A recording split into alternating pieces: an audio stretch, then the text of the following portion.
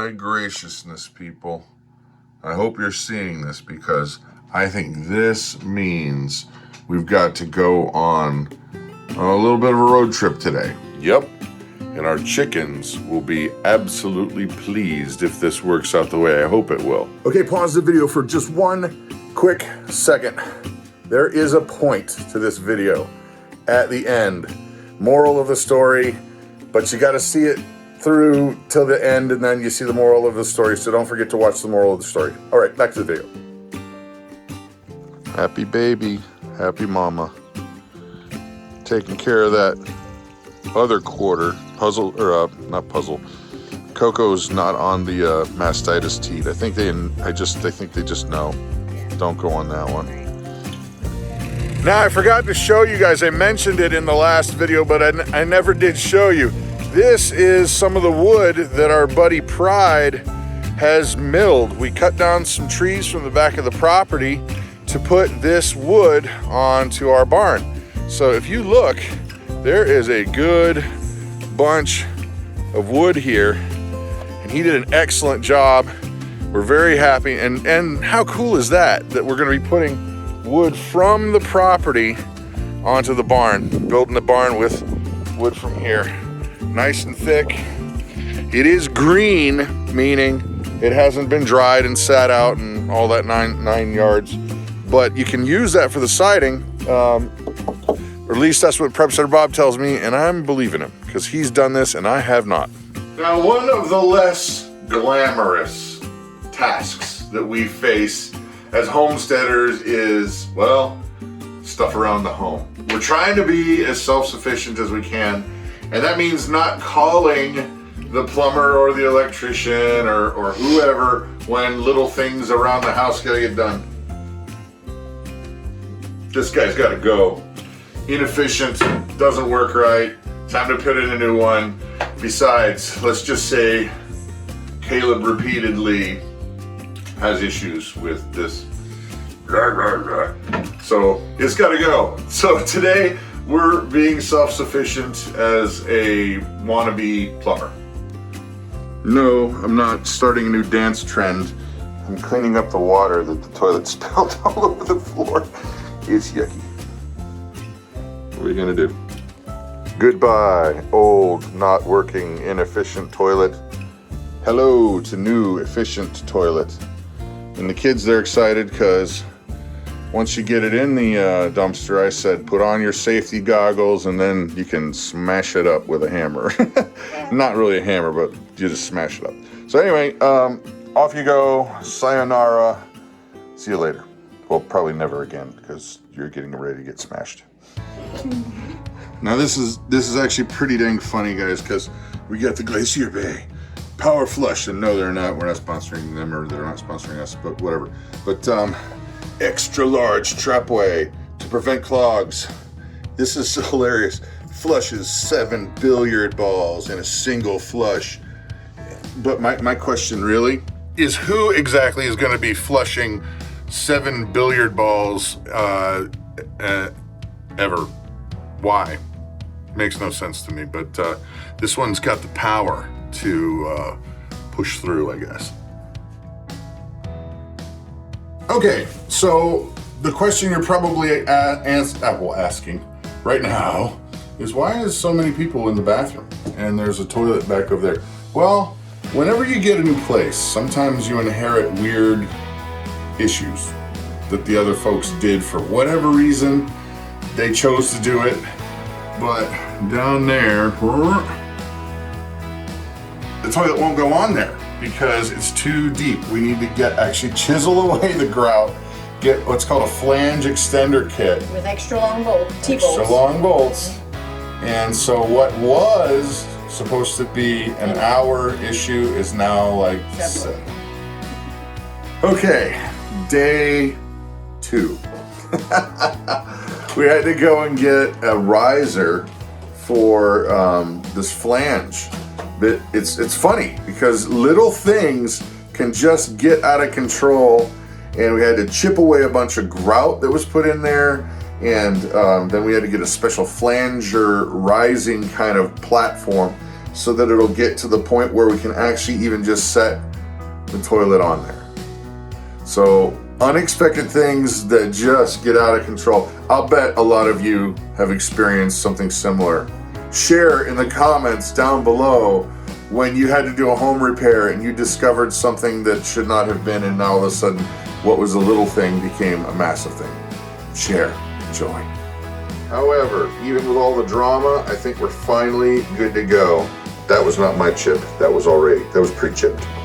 Okay, 2 days down, but we are victorious. Mama, no. Now, okay, toilet rant. Here it is, toilet rant. Why, toilet manufacturers of the world, why do you waste my time by putting stupid stickers all over the toilet that I've already bought? I already bought it. You sold me. You got my money. I'm happy about it. Now I go to install the stupid toilet and you go, oh, there's a sticker on the toilet, and you pull it and it leaves the sticker there. And now I gotta go get stupid alcohol swabs and all this junk. For what? There's like 4 stickers on this stupid toilet. Please stop. You're not helping. They're not gonna. We've already bought the toilet. It's not like we have sticker pride or toilet pride. Like, I bought the Flush Master 5 billion. I am so great because I have a sticker that reminds me of my awesome eco-ness. No. Please stop. They're not gonna. See? More residue. Even lurking down by the bottom. Blast you, toilet makers! Alright, so we have 28 little chicks that are growing and doing their thing. In our garage. They're in our garage, okay? Which, if you guys have had chickens before, you know what they do. They make a mess with their dander and their feathers, and it's just everywhere. It's everywhere. It's gross. So, Brad has this really cool idea of what we could do for our little chicks. Yeah, so I saw those tubes, those tanks on Craigslist, and I thought, they're made out of thick fiberglass, and we had been pricing out sheds for the chickens because I don't want to build a shed right now because we're building a barn right now. Right. And so we were looking at the prices of sheds, and the smallest price that we could find for something that was around 10 foot was about $2,000 or more. And we're like, whoa, wait a minute. Well, I found those tanks, and they're only 500.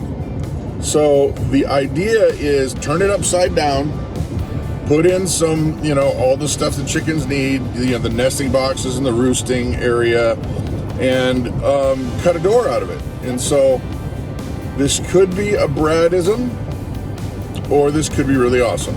Let's hope it's really awesome. Let's hope it's really awesome. So here comes. I think it would be a really cool idea.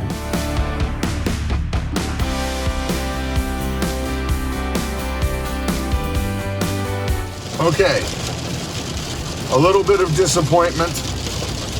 Turns out that when I talked to the guy on the phone, he didn't really give me an impression on how we were going to load this thing up, and I kind of thought we were going to set it on its side when he wants to load it flat onto the trailer. And the reality is, well, first of all, it's like raining like cats and dogs when we get there. Really funny.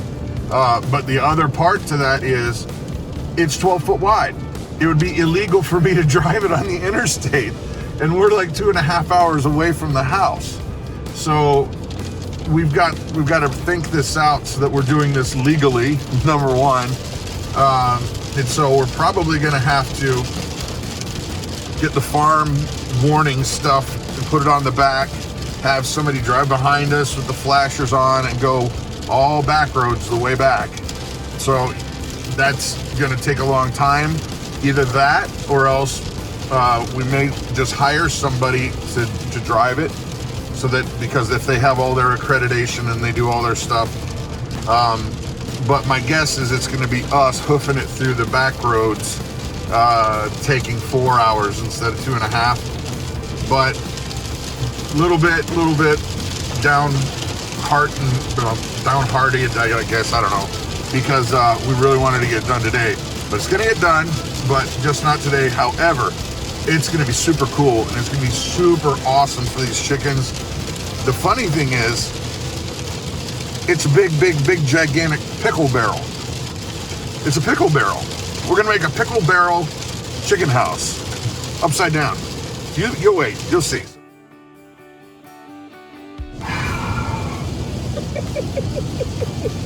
So, I thought the video was over. No. Just called my buddy Roy, who does driving big weird things like this. Yeah, he does hauling. For a living. Yeah. He does it for a living. Yeah. And I'm describing it, and he goes, yeah, that's illegal. You'd have to get permits. You got to have a truck in front of it and a truck in back of it, and then it's going to be probably $200 or $300 more, depending on what you're doing. And plus, you have to have permits. And he's like, so what do you want a big pickle barrel for anyway? And I said, well, I thought it'd make a good chicken shed. And he goes, well, so you'd be like at $800, $900 to get the pickle barrel and get it to your house. He goes, why are you spending so much money? We'll just build a shed. This is our life. We have to do things the hard way. Every time. Every time. All right, the moral of the story, at least for us, is a point we made in a video about some of the realities of homesteading. And that is this, that in homesteading, sometimes things change. Sometimes plans change on a dime, and you got to be willing to just roll with it. Well, you know, hindsight's always 20/20. You make the best decision you can make with the information you have at any given moment. But sometimes you got to change it, and don't get bitter, don't get crazy. It's just sometimes how things go. So roll with it. Anyway, have a blessed day.